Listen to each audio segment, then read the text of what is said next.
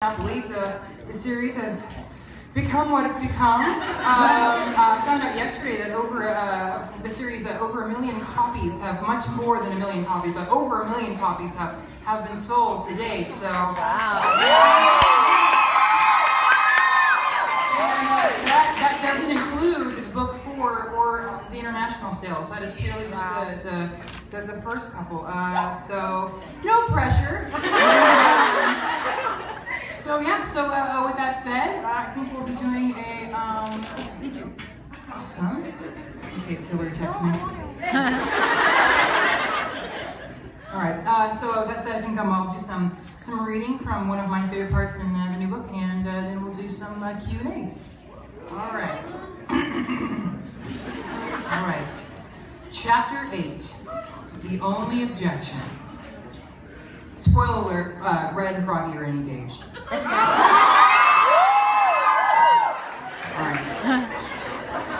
The day of Red and Froggy's wedding finally arrived, and the newly christened Sinner Kingdom was in a daze of celebration.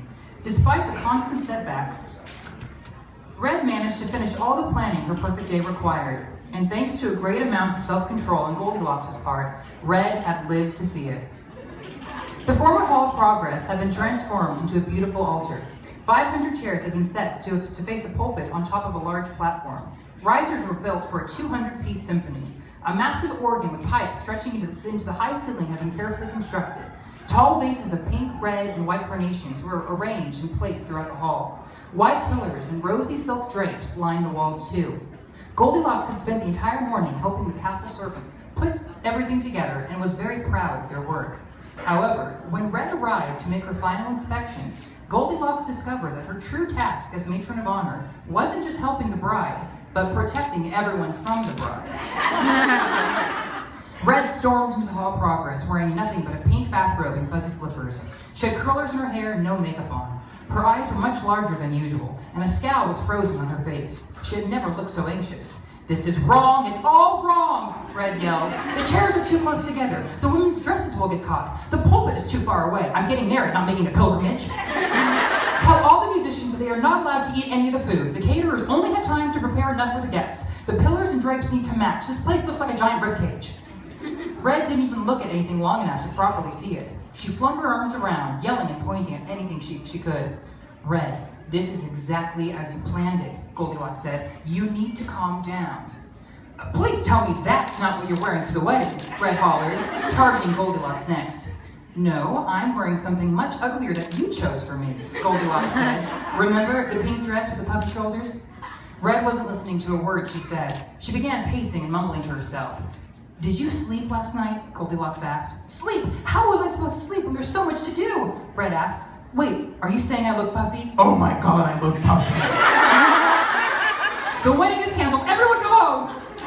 Goldilocks removed the flowers from the nearest vase and dumped the water over Red's head to cool her off. The bride-to-be screamed. "Listen to me very carefully," Goldilocks said, and leaned threateningly close to her. "Everything in this building is exactly how you wanted it to be.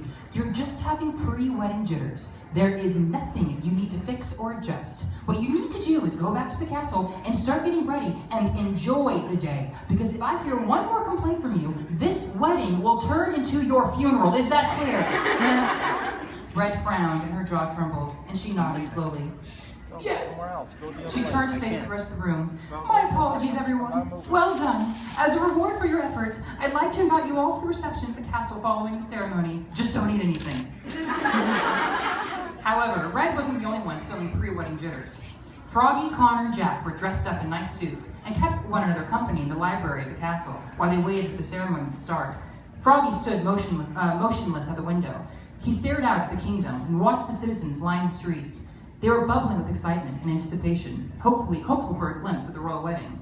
"It's funny how times change," Froggy said softly. 4 years ago I was living in a hole, afraid that if I showed my face to the world, it would hate and fear me. I never thought that love was an option for me. Now here I am, the elected king of a kingdom, about to marry one of the most beautiful women in the world, and she's technically the one who proposed." "If there's one thing life is good at, it's surprising you," Jack said, "and sometimes it surprises you in the best ways." Connor was sitting in an armchair, staring at the floor, oblivious to what they were saying. His mind was still fixated on their search for his sister and the masked man. He quickly looked up from the room and went quiet. Oh, sorry. He quickly looked up when the room went quiet. Who wrote this crap? I'm sorry, what did you say? Connor asked. He was supposed to be Froggy's best man, and so far he was failing at it. Just an observation, nothing important, Froggy said. He gulped and loosened his collar. Why does everyone rethink their decision to get married on the day of their wedding? I've been fine with the idea for months, but only now do I feel like I'm getting cold feet. Connor laughed. But Froggy, you're an amphibian. Your feet are always cold. Froggy turned to him and smiled. It was a nice way of putting things into perspective. There was a knock on the door, and the third little pig poked his head into the library. Your Majesty, the former and future queen is almost ready. The ceremony will begin shortly. Jack patted Froggy on the back. This is it. Are you ready? Ready as I'll ever be, Froggy said. Gentlemen, please join me in my last steps as a bachelor. They followed him out of the library, but Connor lingered in the doorway. A bad feeling grew in the pit of his stomach, and he looked back at the empty library.